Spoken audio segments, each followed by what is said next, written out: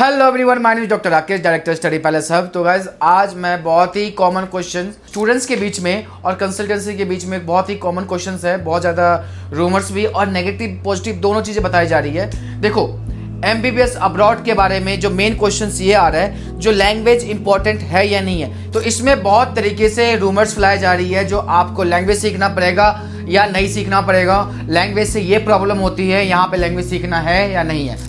मैं आपको एक हाइपोथेटिकल सिचुएशन बताता हूँ। लेट्स सपोज कोई राजस्थान का स्टूडेंट है, डॉक्टर है, जिसकी पोस्टिंग साउथ में मान लो तमिलनाडु में होता है। तो इट्स ऑल अबाउट आपको क्लिनिकल एक्सपीरियंस चाहिए, हॉस्पिटल में बात करने, पेशेंट से बात करने के लिए आपको वहाँ की नेटिव लैंग्वेज आनी चाहिए। तमिलनाडु में लोगों को हिंदी नहीं आती है, तो जब आप वहाँ पे प्रैक्टिस करोगे, प्रैक्टिस करने के टाइम पे आपको पेशेंट से बात करना होता है। और पेशेंट से बात करने के लिए मेन रीज़न ये होती है, आपको उसके प्रॉब्लम को समझना है, उसको डायग्नोज करना है, देन ओनली आप उसको ट्रीटमेंट कर सकते हो। तो लैंग्वेज मैंडेटरी है, चाहे आप नॉर्थ इंडिया में रहिए, उसको वाइस वर्सा कर लो। कोई साउथ का डॉक्टर है, तमिलनाडु का डॉक्टर या कर्नाटका का या केरला का है, वो उसकी पोस्टिंग यूपी में होती है। जब तक वो हिंदी नहीं जानेगा और हिंदी लैंग्वेज पर उसकी कमांड नहीं होगी, तब तक वो पेशेंट से क्वेश्चन नहीं कर सकता, उसकी प्रॉब्लम को नहीं समझ सकता, प्रॉब्लम नहीं समझेगा तो उसको डायग्नोज कैसे करेगा। तो कहने का मतलब है, आप इंडिया में रहिए या अब्रॉड में रहिए, किसी भी जगह रहिए, लैंग्वेज बहुत ही इंपॉर्टेंट है। बिना लैंग्वेज समझे आप पेशेंट को डायग्नोज नहीं कर सकते। डायग्नोज करने के लिए आपको पेशेंट की प्रॉब्लम्स को समझने होंगे, और पेशेंट की प्रॉब्लम समझने के लिए आपको उस लैंग्वेज की समझ होना चाहिए। देखो, हर जगह पे लोग प्रेफर करते हैं अपने नेटिव लैंग्वेज में बात करने के लिए। जब तक आप स्पेशली जब लोग प्रॉब्लम्स में होते हैं, जब लोग पेन में होता है, तो उस टाइम पे अपने नेटिव लैंग्वेज में ही बात करते हैं। तो इसीलिए हर जगह, चाहे इंडिया में है, अब्रॉड में है, किसी भी कंट्री में है, जो पेशेंट होता है वो आपसे इंग्लिश में बात नहीं करने वाला। तमिलनाडु का पेशेंट ये नहीं सोचेगा राजस्थान से डॉक्टर आया हुआ है, उसके लिए हमें हिंदी सीखना है, और या क्या बोलते हैं, यूपी के पेशेंट ये नहीं सोचेगा तमिलनाडु से डॉक्टर या कर्नाटका से डॉक्टर है, मुझे साउथ जो कन्नड़ लैंग्वेज है, तमिल लैंग्वेज है, वो सीखना है। सेम रशिया के पेशेंट ये नहीं समझेंगे, जो मुझे इंडिया के डॉक्टर से दिखाना है तो मुझे इंग्लिश सीखना है और उससे इंग्लिश से बात करनी है। तो आप कॉमन सेंस की बातें आपको खुद समझनी चाहिए। अगर कोई लैंग्वेज के नाम पे डराता है तो ये टोटली गलत है, फेक है। चाहे किसी भी यूनिवर्सिटी में, कहीं पे भी आप एडमिशन लीजिए, अब्रॉड के किसी भी कंट्री में, वहाँ पे पेशेंट आपका जो भी है वो नेटिव लैंग्वेज में ही बात करता है। बट पॉइंट ये है, आपका जो एकेडमिक है वो इंग्लिश मीडियम में होगा। आपका एग्जाम्स, लेक्चर्स, क्लासेस, जो सब्जेक्ट्स होंगे, वो जो क्लासेस में टीचर्स जो आपकी इंटरेक्शन होगा, वो सब इंग्लिश मीडियम होगा। तो कहने का मतलब ये है, आपके जो भी एकेडमिक पार्ट है वो इंग्लिश मीडियम होगा। बट आप जब पेशेंट से इंटरेक्ट करोगे, पेशेंट से इंटरेक्शन करने के लिए आपको नेटिव लैंग्वेज आना चाहिए। उससे भी ज़्यादा इंपॉर्टेंट क्या है, जब आप किसी भी अलग सिटी में, अलग जगह पे, अलग कंट्री में, अलग स्टेट में जाते हैं, तो आपको वहाँ पे लोकल लोगों से इंटरेक्ट करना होता है। आपको शॉपिंग करना है, ट्रैवल करना है, कहीं जाना है, कुछ खरीदना है, नॉर्मल चीज़ें भी अपने आसपास के सराउंडिंग के लोगों से बात करनी है। इसलिए आपको नेटिव लैंग्वेज आना चाहिए।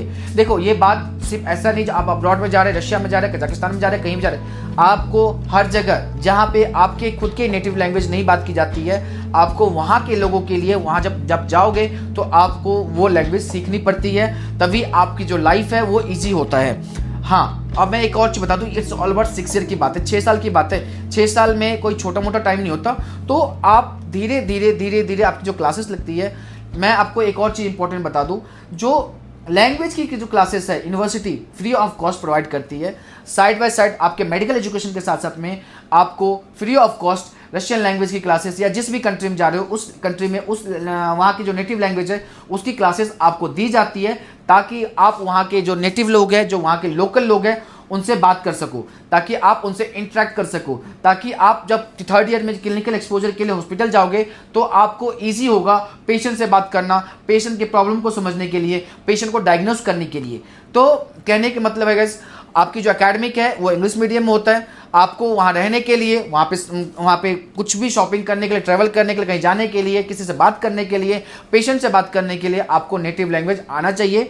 इसलिए लैंग्वेज सीखना बहुत ही इंपॉर्टेंट है, और काइंड ऑफ इसको बोल सकते हैं कि मैंडेटरी है आपके लिए, क्योंकि आपके लाइफ को ये एक ईजी और स्मूथ बना देता है। लेकिन लैंग्वेज सीखना कोई इतना ज़्यादा मुश्किल काम नहीं है। जब आपकी free of cost side by side आपके एकेडमिक के साथ में वीकली 1 और 2 और 3 टाइम्स जब क्लासेस लगती है, तो 6 साल में आप आराम से फ्लुएंटली कोई भी लैंग्वेज बोल सकते हो। आप खुद ही सोचो, आप जहाँ रह रहे हो उस कंट्री की वहाँ की नेटिव लैंग्वेज आपको हमेशा सुनने को मिलेगा।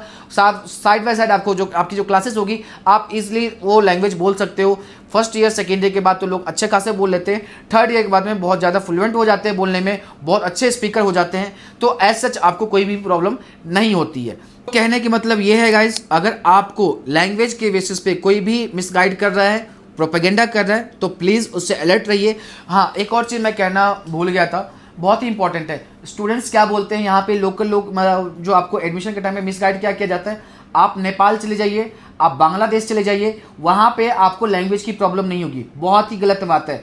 बांग्लादेश में जो वहाँ के जो पेशेंट है वो बंगाली बोलते हैं, वो हिंदी नहीं बोलते, तो आपको भी बंगाली सीखनी होगी।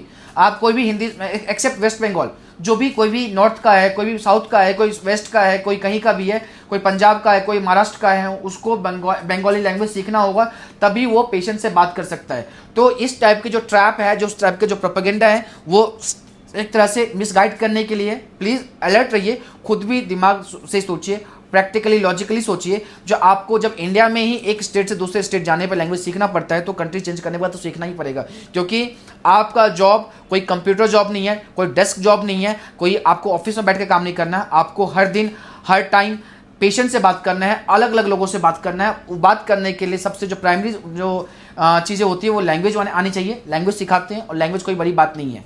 So thank you so much guys. अगर आपको कोई भी इसी टाइप का डाउट है, अगर आपने एडमिशन ले लिया है या लेने वाले हो, अगर आपको कोई भी डाउट है रशिया के बारे में, अब्रॉड के बारे में, लैंग्वेज के बारे में, एकेडमिक के बारे में, किसी चीज़ के बारे में, तो आप कमेंट सेक्शन में क्वेश्चंस अपने पूछ सकते हैं। मैं कोशिश करूंगा उसमें आंसर करने के लिए, एज वेल एज अगर ज़्यादा इंपॉर्टेंट इशूज़ है तो मैं उसके ऊपर नेक्स्ट वीडियो बनाऊंगा। तो मिलते हैं नेक्स्ट वीडियो में। Thank you so much once again, bye bye.